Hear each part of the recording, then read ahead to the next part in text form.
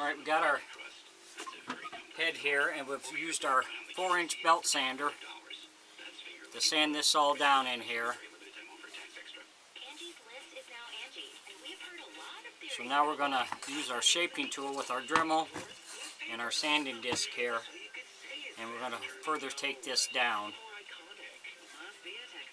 If you enjoy my videos, please like and subscribe on my YouTube page. I'd appreciate it. If you got any questions or comments, put it in my comment section. I'll get back with you.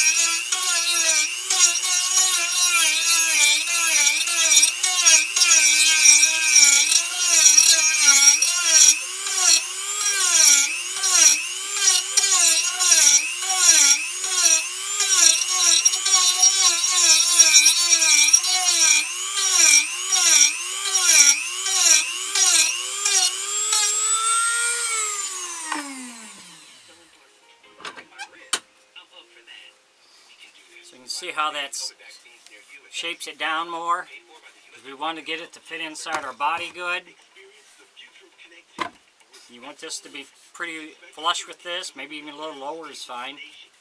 So we're going to keep working on this and go around, and then we'll be back with the next step. Thanks for watching.